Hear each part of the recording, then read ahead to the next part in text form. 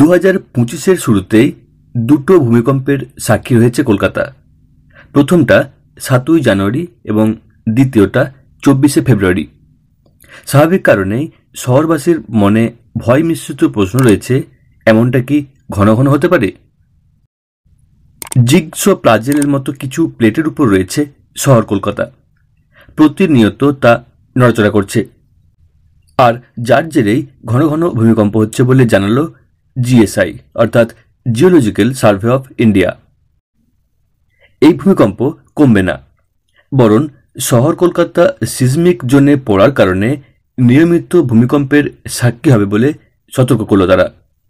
সংস্থার তরফে বলা হচ্ছে, ফি বছর ঘূর্ণিঝড়ের মতোই ক্রমশ গা সওয়া হবে এমন ভূমিকম্প। গত বৃহস্পতিবার কলকাতার জিওলজিক্যাল সার্ভে অফ ইন্ডিয়ার কেন্দ্রীয় কার্যালয়ে সাংবাদিক সম্মেলনে প্রতিষ্ঠানের ডিরেক্টর জেনারেল অসিত সাহা বলেন, আলাদা আলাদা ব্লক বা পাতের উপর রয়েছে শহর কলকাতা।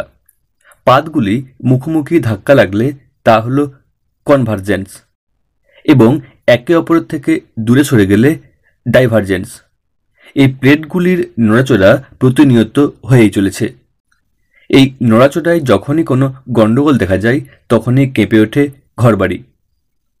গবেষণায় প্রকাশ, ইন্ডিয়ান প্লেটের উপর রয়েছে কলকাতা। প্রতি বছর তা 5 সেন্টিমিটার করে সরে যাচ্ছে উত্তর পূর্বের টিবেটান প্লেটের দিকে, আর 2 প্লেটে ধাক্কা লাগছে একটু একটু করে।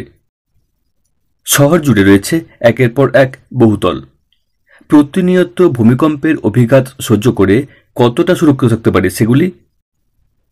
এ ব্যাপারে institute of town planners Indian council member Dipankar Sinha জানিয়েছেন, জিএসআই এর এই সমীক্ষার পর শহর জুড়ে বেআইনি নির্মাণের দিকে নজর দিতে হবে।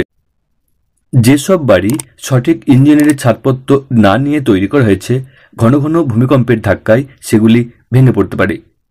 তবে শুধু প্লেটের নড়াচড়ার কারণেই ভূমিকম্প হয় না। ভূগর্ভের নিচে রয়েছে সুবিশাল জলস্তর। সেই জলস্তরে ওঠানামার কারণেও ভূমিকম্প অনুভূত হয়। GSI director general Asit Saha জানিয়েছেন, মধ্যপ্রদেশ, মহারাষ্ট্রে এই কারণে বর্ষায় ভূমিকম্প হয়। বর্ষায় বৃষ্টির জল মাটির পাথরের মধ্য দিয়ে ভিতরে ঢোকে। মাটির ভিতরে আটকে থাকা হাওয়া বেরিয়ে আসে। তা থেকেই ধস নামে মহারাষ্ট্রে, মধ্যপ্রদেশে।